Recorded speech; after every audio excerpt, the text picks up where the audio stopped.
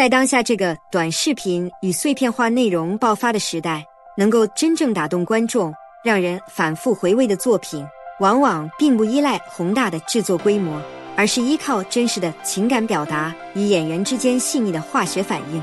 而在众多新生代内容创作者与演员中，翟一颖与张白云、卡戎这一对组合正悄然成为观众心中难以忽视的存在。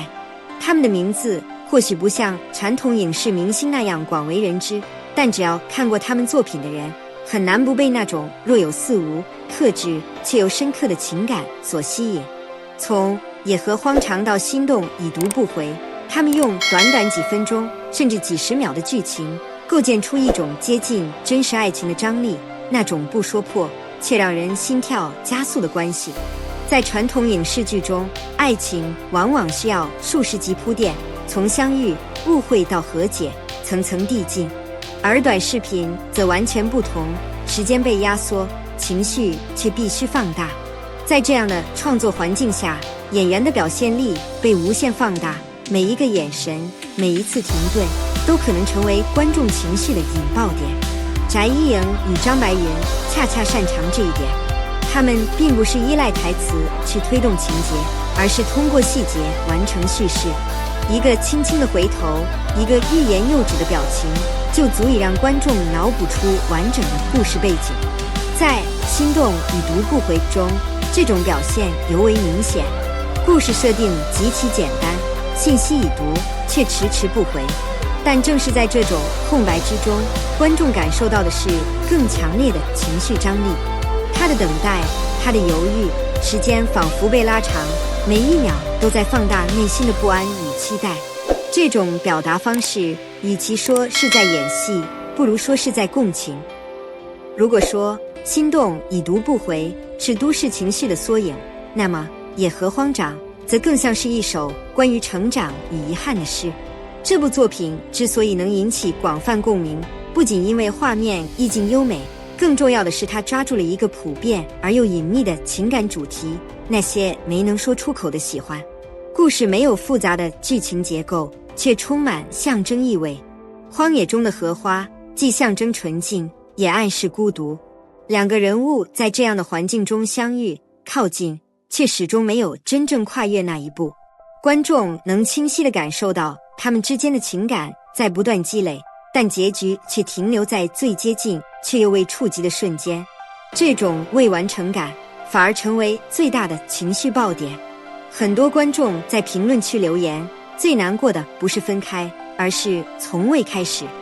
这句话几乎可以概括整部作品的核心。很多演员在合作时会被观众称为有 CP 感，但这种感觉往往停留在表面。而翟一颖与张白云之间的化学反应，则更像是一种隐性张力。他们不会刻意制造甜蜜桥段，也很少有直白的情话。相反，他们更擅长表现一种距离感，那种介于朋友与恋人之间的微妙关系。这种关系之所以动人，是因为它贴近现实。现实中的很多感情，并不是轰轰烈烈的告白，而是反复试探，彼此靠近又退缩。正因为不确定，才更令人心动。在他们的作品中，这种不确定性被无限放大。观众既希望他们在一起，又害怕一旦在一起，那种微妙的感觉就会消失。这种矛盾心理，也正是他们作品最迷人的地方。从表演层面来看，翟一颖的优势在于情绪表达的细腻与层次感。他可以在极短时间内完成情绪转换，从冷静到动摇，再到隐忍，每一个阶段都过渡得非常自然。而张白云则更偏向内敛型表演，他的情绪往往不直接外露，而是通过微表情和肢体语言传递。这种收着眼的方式，使得角色更真实，也更容易引发观众共鸣。当这两种风格结合在一起时，就形成了一种独特的节奏。他在推进，他在克制，他在表达，他在隐藏。正是在这种拉扯中，情感被不断放大。在分析他们成功的原因时，有一个关键词无法忽视：真实。他们的作品没有夸张的剧情，也没有刻意的反转，但却能让人产生强烈的代入感。这种真实感来自于对生活细节的精准捕捉。比如一个简单的已读不回，在现实中可能只是一个普通行为，但在他们的演绎下却成为情感博弈的象征。观众会不自觉地联想到自己的经历，从而产生共鸣。此外，他们的作品还具备一种留白美学，故事不会把所有信息都讲清楚，而是给观众留下想象空间。正是这些未被说出的部分，构成了情绪的延伸。从更宏观的角度来看，翟一颖与张白云的成功，也反映了短视频内容的一种新趋势，从快餐娱乐走向情绪价值。过去，短视频更多依赖搞笑、反转或猎奇来吸引观众，而如今，越来越多观众开始追求情感共鸣与心理满足。这也意味着内容创作者需要更注重叙事与表演。他们的作品证明了一点，即使时间再短，只要情感足够真实，就能打动人心。随着他们的关注度不断提升，很多观众开始期待他们能够尝试更长篇幅的作品，比如网络剧，甚至电影。但这也带来一个问题，当叙事空间被拉长，他们是否还能保持原有的情感张力？短视频的优势在于浓缩，而长篇作品则需要更完整的结构与节奏控制。如果处理不当，反而可能削弱原本的魅力。因此，未来的发展方向或许并不是单纯的做大，而是如何在不同媒介中找到适合自己的表达方式。也许他们可以继续深耕短内容，同时尝试系列化叙事，让角色与故事形成持续连接。值得一提的是，他们的作品不仅是单向输出，更是一种与观众的互动。评论区往往成为第二叙事空间，观众会根据自己的理解补充故事背景，甚至为角色设定不同结局。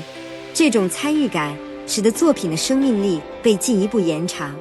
换句话说，他们不仅是在讲故事，更是在引导观众一起讲故事。这也是他们区别于传统影视作品的重要特点。在这个信息爆炸的时代，我们每天都在接收大量内容，但真正能留下来的，却往往是那些触及内心的瞬间。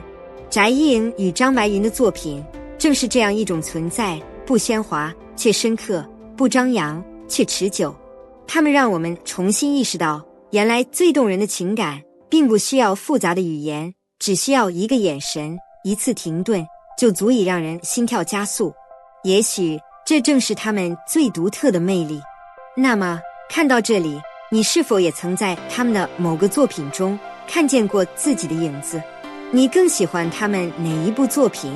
是野河荒长的克制遗憾，还是心动已读不回的现实共鸣？如果有一天他们真的在剧中走到一起，你会期待还是会觉得遗憾？欢迎在评论区分享你的看法，让我们一起讨论这些未说出口的心动。